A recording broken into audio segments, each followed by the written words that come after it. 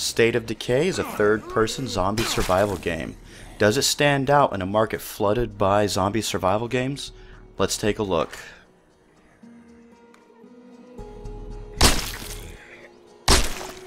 The game takes place in a fictional valley called Trumbull, and you quickly learn that the entire area has been taken over by zombies. You'll encounter lots of characters on the way, most of which you can play as once you earn their trust. Once you start meeting other survivors, you'll begin to establish a base of operations, where your band of survivors hold up. You'll go randomly generated side quests in between the sparse main missions which encompass the escape of Trumbull Valley. The graphics are moderate with a kind of weird saturation and contrast effect. It doesn't necessarily look bad, but the days kind of always look like sunset. The character animations are hit and miss, sometimes hinting at mocap being used, while others are just awkward and choppy. Now, the sound quality is actually pretty good. There isn't a robust soundtrack, however you are fighting lots of zombies. There's a little bit of a tenser music. Guns sound pretty sharp, and there weren't any issues with the sound overall. The combat is fairly simple but engaging, with a large variety of weapons that degrade over time. Your character will also improve their skills like combat, cardio, shooting when you exercise these areas. Each character also has additional traits and skills which can support or hinder your base camp operations. I found the gameplay to be the best in the middle of the game. The beginning has very little introduction with only a 50-cent tour of the game. I found myself a little bit lost on what to do or how something worked and having to reference the internet.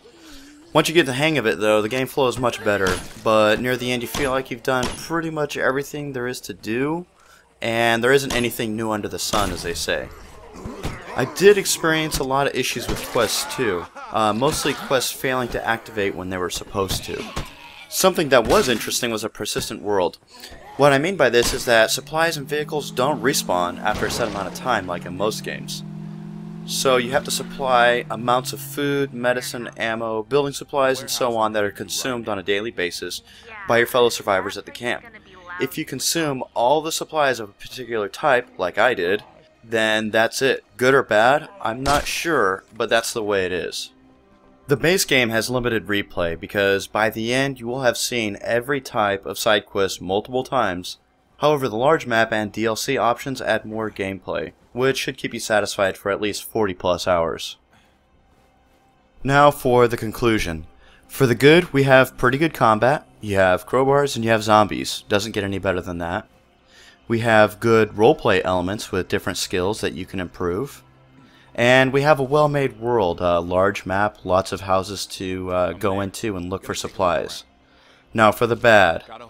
The game is very buggy. Lots of issues, especially with the quests. Sometimes you'll see graphical glitches.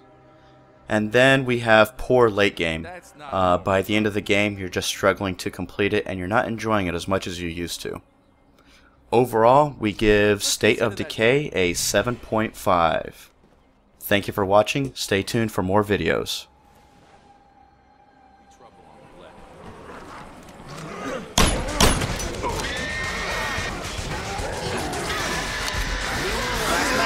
Better make it count.